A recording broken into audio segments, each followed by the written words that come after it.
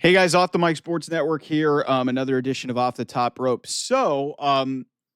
Big moment at the end of Monday Night Raw that I didn't really get a chance to touch on because I was kind of just racking my brain on how to, sort of talk about this because it was a big moment.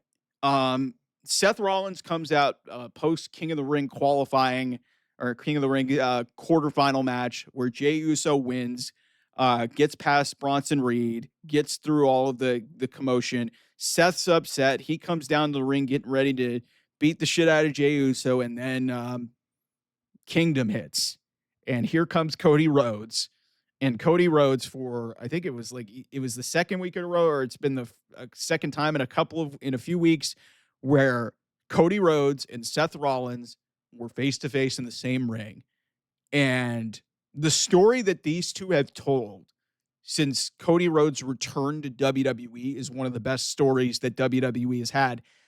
Because if you guys remember, they had 3 matches that Seth Rollins all lost to get Cody Rhodes over. One of them was maybe one of the greatest Hell in a Cell matches of all time and one of the greatest individual performances that I've ever seen in any match ever. Cody Rhodes with a torn pec, just literally suffering through a 20-minute wrestling match and getting a win over Seth Rollins inside Hell in a Cell, the last red Hell in a Cell match that we've ever seen, and hopefully the last that we will ever see in WWE.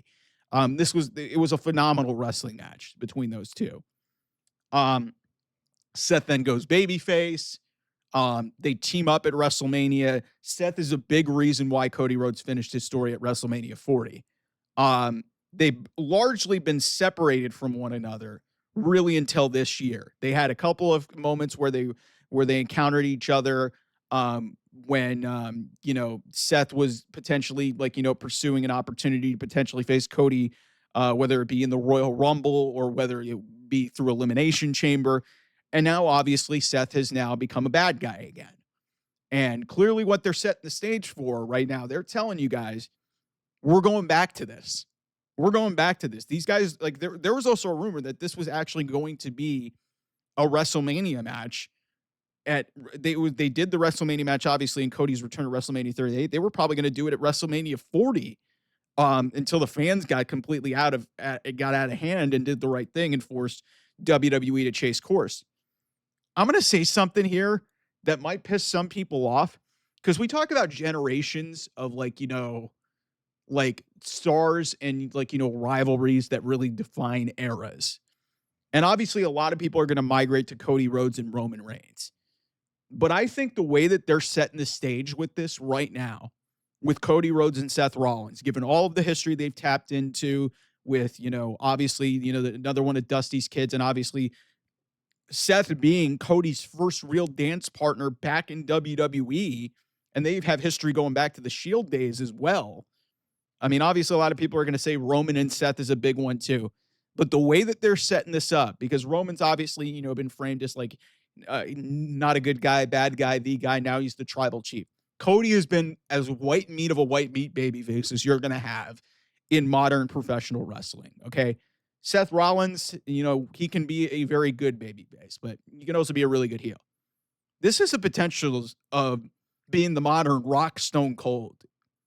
I'm not saying that either one of these guys are Rock or Stone Cold, but the type of rivalry that this could become and what they could potentially cook up to extend what they've already done since Cody came back 3 years ago is wild.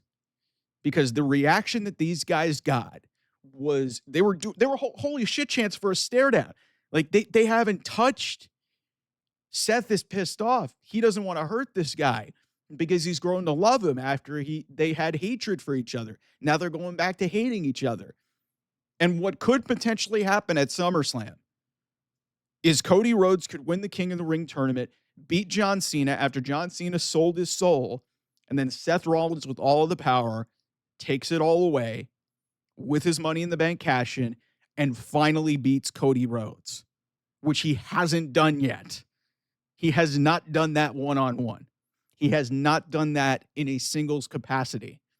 May have done it in tag team capacities at some point. I can't remember back to the Shield, but Cody Rhodes has owned Seth Rollins ever since Cody Rhodes came back to WWE. You have a story here that is unlike anything the WWE has had in their hands, and it's developed organically. It's like Seth has owed a lot to Cody. Cody owes a lot to Seth.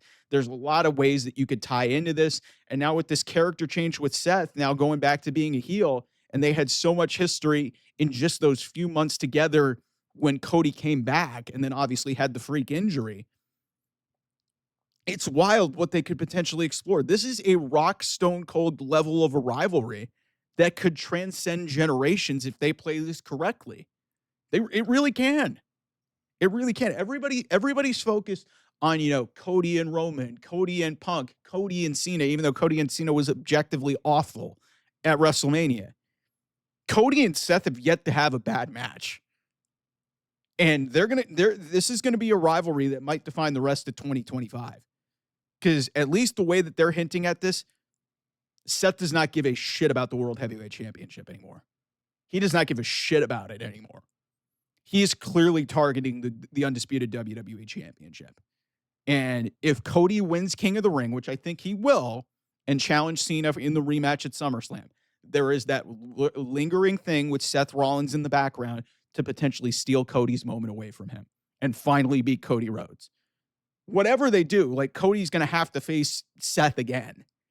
And you saw the way the fans were reacting to this. They clearly have an investment in both of these guys. And it's very rare that you have a rivalry, at least in modern times, that, it started at a certain point and you've seen everything. Like with Roman, we had to get there and Roman was the champion. He was the final boss of this company really before, the final boss became The Rock. And, we can debate that until we're blue in the face. But with Seth and Cody, these two guys have been intertwined and interwoven with each other really at every fucking turn.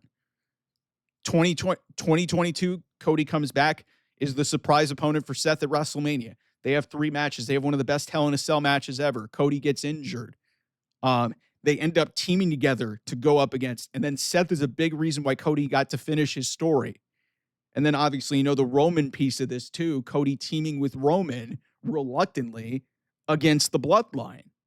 So there's a lot here, man. Like it's a very story-ridden, star-crossed, situation. It may not ever be considered a rock stone cold rivalry, but like I said, it's given off the vibes of that because it just like the statures of these two guys, they're still relatively young. They still have a lot more on the meat on the table. And the reason why I say this more so than Cody and Roman is Roman's got nothing left to prove, man. Seth still has a lot left that he could potentially do in his career, even though he said he may want to retire relatively soon.